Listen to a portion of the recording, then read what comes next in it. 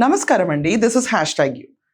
మొన్న జగన్మోహన్ రెడ్డి వచ్చి మా నాన్నకి నాన్న, వాళ్ళ నాన్న, మా కుటుంబం ఎంత మోసపోయారో, అమాయక బిడ్డలు అందరూ ఎలా చంపివేయబడ్డారు, దానికి కూడా ఇండైరెక్ట్ చంద్రబాబు నాయుడు అని చెప్పి చాలా చేశాడు పెంట. అది అయిన తర్వాత ప్రతి న్యూస్ పేపర్ ఒకే విషయం గురించి రాస్తుంది. అసలు రాజారెడ్డిని చంపింది ఎవరు, రాజశేఖర్ రెడ్డి ఎలా చచ్చిపోయాడు, దాని తర్వాత జగన్మోహన్ రెడ్డి మొన్న బాబాయ్ హత్యని తీసుకొచ్చాడు ఎన్నికల ముందు, ఇప్పుడు రాజశేఖర్ రెడ్డిని తీసుకొచ్చి చంద్రబాబు నాయుడుకి లింకప్ చేద్దామని చూస్తున్నాడు. ఇలాంటి తరుణంలో అంబటి రాంబాబు కూర్చొని బయటకు వచ్చి సీరియస్ గా అందరినీ ఆంబోతులను తిడతా దాని తర్వాత వాళ్ళ ఘనకీర్తి గురించి చెప్తున్నాడు. ఒక్కసారి విందాం. చెప్పబడుతున్న వ్యక్తి అంచెతో ప్రెస్ మీట్ పెట్టారు, అది కూడా ఫ్రంట్ పేజీ ఈనాడు ఆంధ్రజ్యోతిలో రాపించారు. వైఎస్ కుటుంబం చరిత్ర రక్త సిద్ధం, దుష్పరిపాలన, దుర్మార్గమైన పరిపాలన, ఫ్యాక్షనిజం, రాజారెడ్డి దగ్గర నుంచి జగన్మోహన్ రెడ్డి గారి దగ్గర నుంచి ఇప్పుడు వరకు ఇలాంటి ఫ్యామిలీ చాలా దుర్మార్గమైన ఫ్యామిలీ అని చెప్పేటటువంటి ప్రయత్నం చేయించారు. నేను అడుగుతా ఉన్నా, చంద్రబాబు నాయుడు గారు, ఆయన ఎవరో ఉన్నాడు అబ్బాయి లవకేష్ గారిని ఇద్దరిని అడుగుతా ఉన్నా, ఎందుకని మరి పులివెందుల్లో ఇంతవరకు రాజశేఖర రెడ్డి గారు అడుగు పెట్టిన దగ్గర నుంచి ఓటమి లేకోకుండా ఎందుకు గెలుస్తున్నారని అడుగుతా ఉన్నా. ఆయన దుర్మార్గం. నువ్వు నీకు అలా ఆయన ఎవరో ఉన్నాడు లోకేష్, ఇంకా దోలు తీరలేదు అబ్బట్టి నీకు. చంద్రబాబు నాయుడు గారన్నా నిజంగా చెప్తున్నాను, అన్ని దిగమింకుని ఉంటారు. పోయి లోకేష్ గారికి గెలుతావు నువ్వు. ఆయన ఎవరో ఉన్నాడు లోకేష్ అంట. రెండోది, ఎందుకని వీళ్ళు పులివెందుల్లో గెలుస్తారని అంట. నాన్న, పులివెందుల్లో కూడా ఈసారి కోసాలు కదులుతున్నాయనే కదా భయం జగన్మోహన్ రెడ్డికి. పులివెందుల్లో ఒకవేళ వివేకాలు కనిపి బతుకుంటే కనుక జగన్మోహన్ రెడ్డి లైమ్ లైట్ లో చూసేవాడా, అవినాష్ కనుక ఎంపీ అయ్యి ఉండేవాడా? గుడిమే చేయొచ్చు చెప్పు.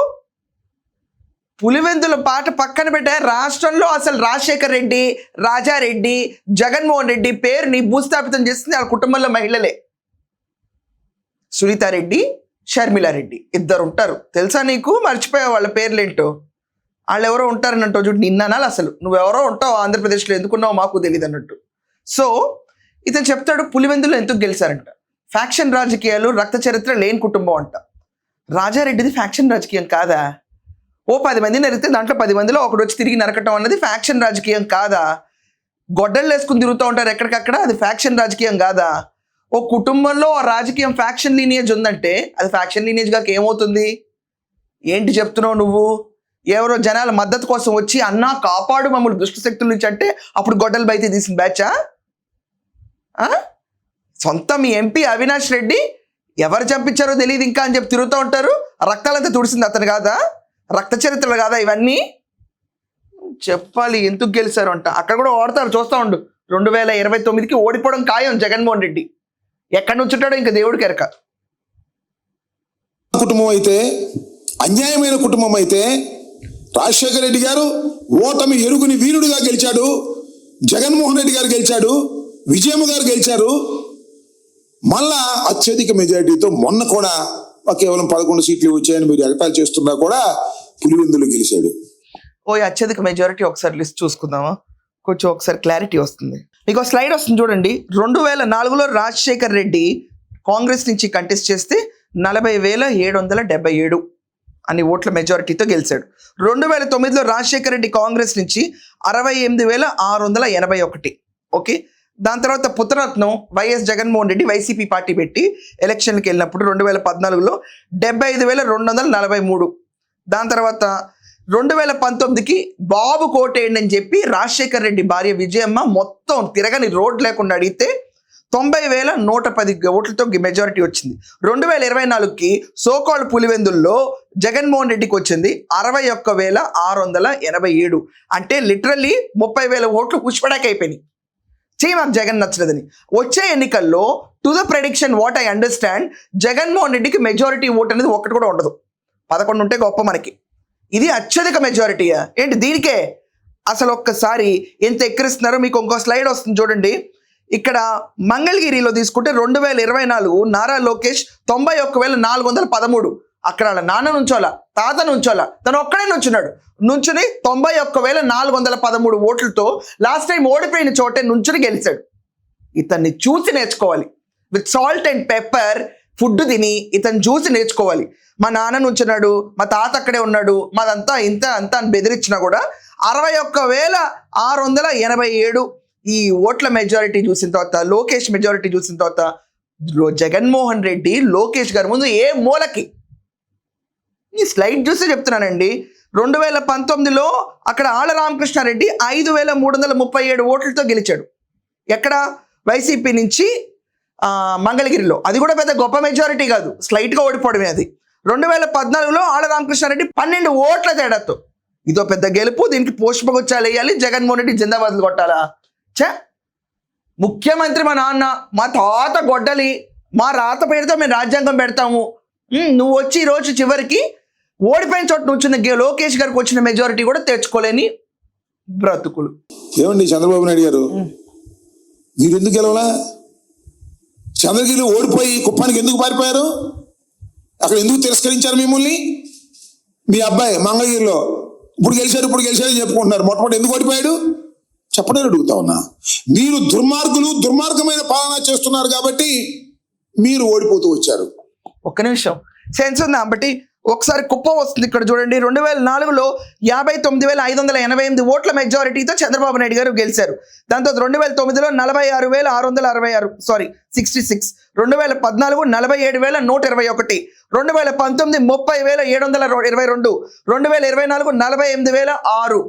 కుప్పంలో చంద్రబాబు నాయుడు గెలవకపోతే బూట్ పాలిష్ చేస్తాను, కాళ్ళ దగ్గర పడి ఉంటా అని చెప్పి నీ పార్టీలో గుట్కా తిని తిరిగే ఒక కొడాల వెంకటేశ్వరరావు ఉండేవాడు. ఏంటి ఇక్కడ బయట? కుప్పంలో చంద్రబాబు ఓడిపోతే నేను రాజకీయాలు వదిలేస్తా, చంద్రబాబు దగ్గర ఆడి బూట్లు తుడుతా, అక్కడే చంద్రబాబు కాళ్ళ దగ్గర కూర్చుని ఉంటా. చంద్రబాబును ఓడించలేకపోతే రాజకీయాలు వదిలేసి వెళ్ళిపోతా. చంద్రబాబు నాయుడు బూట్లు తుడిచే కార్యక్రమం, ఈ క్లాత్ పట్టుకుని ఆడి కాళ్ళ దగ్గర కూర్చుని ఉంటా. కూర్చుని తిరిగేవాడు. ఏమైంది? రోష పౌరుషం చచ్చిందా? ఇలా ఉంటాయి.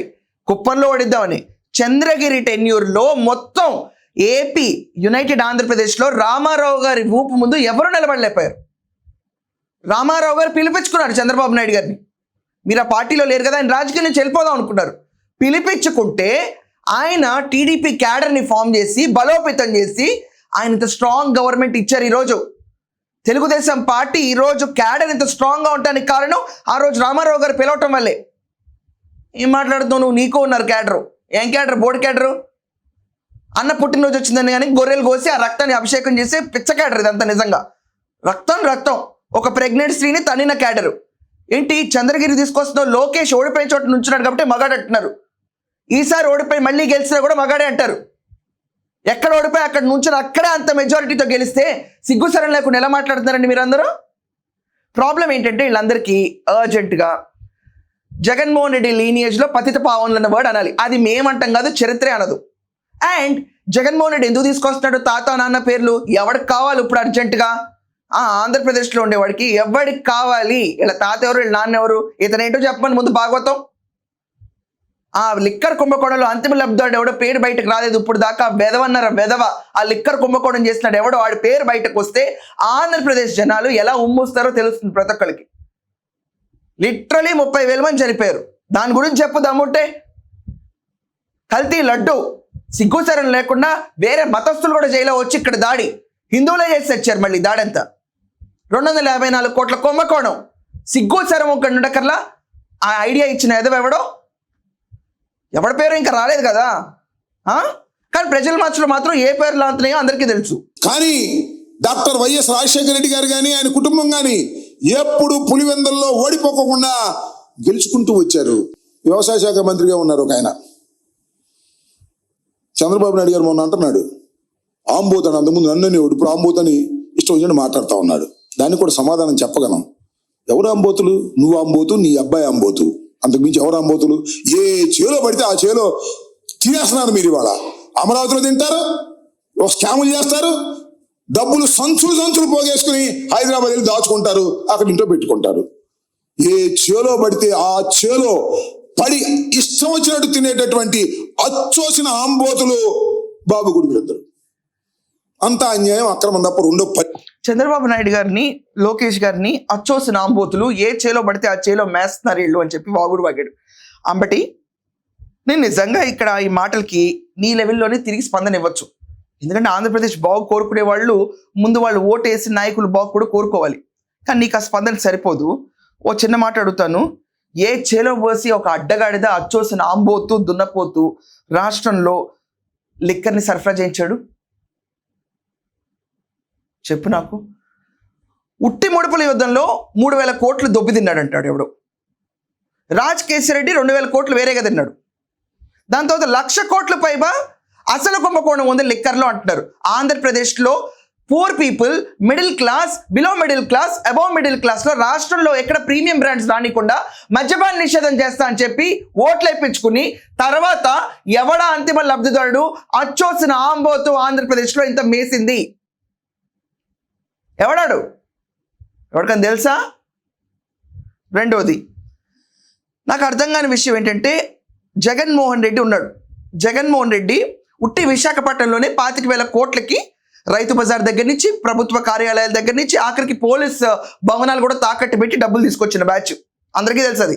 దీంట్లో ఏం తప్పలేదు. పయ్యావస్ కేశవ్ గారు ఇంకొక మాట అన్నారు, 40,000 కోట్లు ఎక్కడెలా వాడారో ఎవరికి తెలియట్లేదని. ఎక్కడ పోయిందా డబ్బు?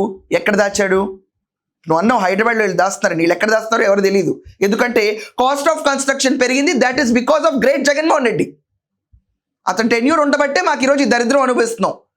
ఎక్కువ ఖర్చు పెట్టాల్సి వస్తుంది, తప్పదు అది మాకు. అది వదిలేసి ఆ టెన్యూర్లో 40,000 కోట్లు కనపడట్లేదు, గల్లెంత అయిందని పయ్యావులు కేశవులు గారు అన్నారు.